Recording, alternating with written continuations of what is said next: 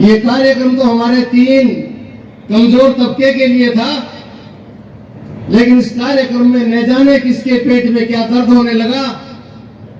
लोगों को लगा कि इस कार्यक्रम में अगर मुसलमान, जाट और मेघवाल इकट्ठा हो जाएंगे तो टिकट मांगने वालों को दिक्कत हो जाएगी। मैं उनके प्रति श्रद्धा देना चाहता हूं, उनको आशीर्वाद तो नहीं लेकिन निवेदन करना चाहता हूं, टिकट आपकी और आपके बाप दादों की, हमारे समाज को इकट्ठा होते हो उनको मत रोका करो। आप देखिए आपके बीच में, हमारे बीच में कहां हिंदू आ गया, कहां मुसलमान आ गया, कहां छुआछूत आ गया, मेरे समझ में नहीं आती बात। क्या है ये धर्म?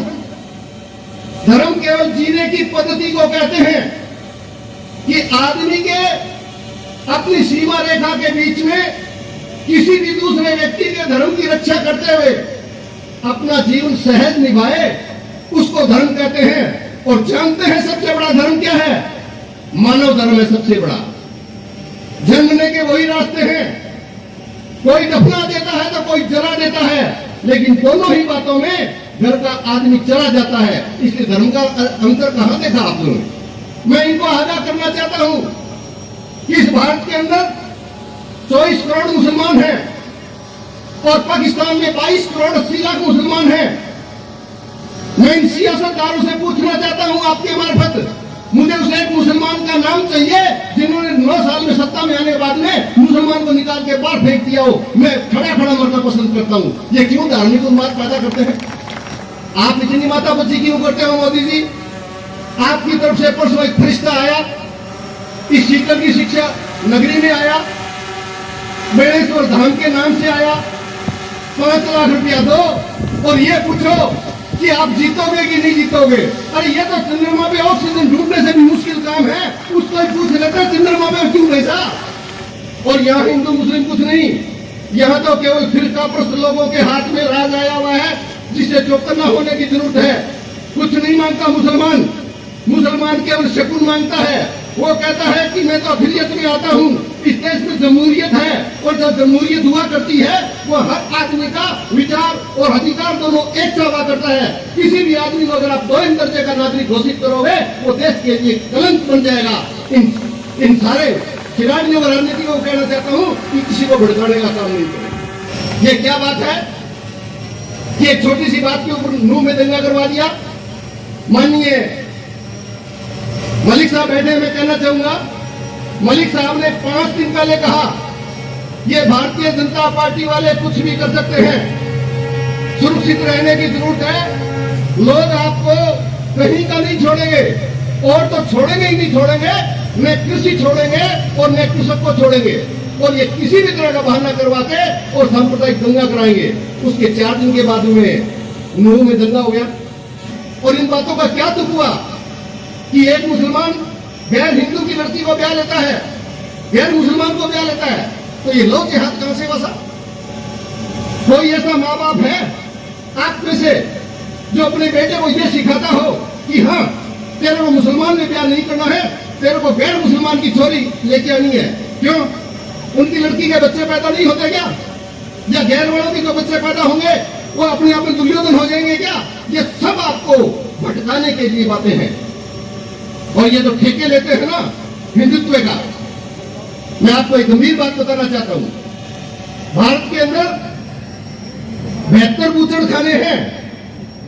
कानून ने 72 बूचड़खाने पास किए, उसमें से 3 बूचड़खाने सबसे बड़े हैं, और जो सबसे बड़ा बूचड़खाना है वो दक्षिण भारत के आंध्र प्रदेश में से निकला हुआ नया राज्य तेलंगाना है। और तेलंगाना का एक मेडक जिला है, उसमें 450 एकड़ जमीन के अंदर पशु कटते हैं रोजाना।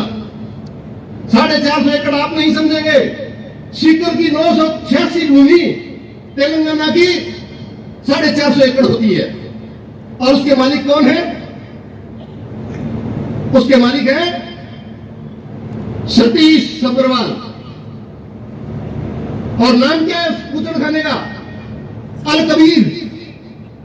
ये बात दोनों कहां से सीख के आए भाई? तू तेने उसका नाम सिद्धि क्यों नहीं रखा? क्या बात हुई? दूसरा बूचड़खाना जिसका रोजाना 82,000 गाय और भैंसें कटती है, और उस बूचड़खाने का मालिक कौन? उस बूचड़खाने का मालिक संतोष सूद। और तीसरा बूचड़खाना अल नूर। और अल नूर का मालिक कौन? संतोष पंजाबी। मैं ये पूछना चाहता हूं कि अल नूर और अल कबीरा क्यों रखते हो? इसका मतलब ये है, और उनसे पूछा गया, सबरवाल से पूछा गया कि आप हिंदू होते हुए स्लॉटर हाउस कैसे चलाते हो? तो उसने ये कहा, व्यापार अलग चीज है और धर्म अलग चीज है। तो मैं यही कहना चाहता हूं इन सिरफिरों को कि दोनों को मिला के हमें गुट्टी क्यों पिलाते हो? जब तुम वहां दिल्ली में बैठ के मौज करते हो तो हमारी लड़ाइयां किस बात की करवा रहे हो? ये बात कहना चाहता हूं। आज से 2 महीना पहले विसाइकियों के चौक के बैठे हो कोई एक अलग? विसाइकियों के चौक में कितने बच्चे मरे? 7। मुझे पता लगा, मैं भी गया। मैं जब खड़ा होकर रवाना होने लगा था तो 28 साल का एक लड़का था जिसका इंतकाल उस एक्सीडेंट में हो गया था। उनके वालिद साहब ने मुझे हाथ जोड़ के कहा कि आप बड़े आदमी लगते हो, हमारे पीपे में आटा नहीं है। मैंने उनको कहा कि पीपे में आटा मेरे भी कमी है और आज तो 3000 रुपए है, आ जाओ तो जाने दो, क्योंकि आपके तो पीपे में आटा नहीं है और मेरे वाली गाड़ी में डीजल नहीं है और मैं 3-4 दिन में आऊंगा। मैं 3 दिन में गया। जो मेरे पास भी सहायता थी मैंने उनको 1 लाख रुपया दिया। उन्होंने 1 करोड़ का एहसान माना। उन्होंने कहा आप इंसान हो। मुझे मेरी जुबान से बात बताते हुए खुशी नहीं हो रही है, लेकिन मैं ये पूछना चाहता हूं उन सियासतदारों को कि आपका राज है, जब दुर्घटना हो गई तो मृतक के घर में प्रत्येक के सरकारी आदेश है कि शाम तक 10 लाख रुपया जाना चाहिए, तो सातों को 17 लाख रुपया क्यों नहीं दिया? पता है क्यों नहीं दिया? ये विसाइकियों वाले चौक वाले, परसों रात को मेरी 12 बजे एक मीटिंग थी। उन्होंने हाथ खड़ा करके कहा कि 20,000 तो विसाइकी आएंगे। इनके रात को इंजेक्शन लगाने लगे कि अगर गोदारा जी के प्रोग्राम में चले गए तो क्लेम पास नहीं करेंगे। ये क्लेम तो वैसे ही नहीं करेंगे, हमारा क्लेम कभी खत्म नहीं होगा, हम सदा आपके साथ में रहेंगे। और बेटियों के मामले में भारत का सबसे बिगड़ा हुआ भारतीय जनता पार्टी का सांसद ब्रिजभूषण शरण सिंह 6 बार से 36 साल से लगातार सांसद और दोषी, और 2 बेटियों ने मुकदमे कराए, पहले 38, कितने हो गए? 40। इन्होंने अतीक को मारा, हमें कोई तकलीफ नहीं, अतीक को खूब मारो। अगर अतीक गुंडा है तो अतीक पे 102 मुकदमे थे और अतीक के गोली मारते समय उन्होंने कह दिया तीनों को मारेंगे, क्योंकि एक जने के हिस्से में 34 मुकदमे आते हैं। अरे भाई 34 अगर उनके आते हैं, उनको मार दिया, हम आपका इस्तेमाल करते हैं कि आपने गुंडे को मार दिया, लेकिन इस 38 वाले को क्यों रखा? एक गोली इसके भी तो मारो सिर के अंदर, ये भी तो कायदा बनता होगा। वीडियो देखने के लिए आपका बहुत बहुत धन्यवाद। वीडियो को लाइक करें, चैनल को सब्सक्राइब करें और अपने दोस्तों के साथ शेयर करें।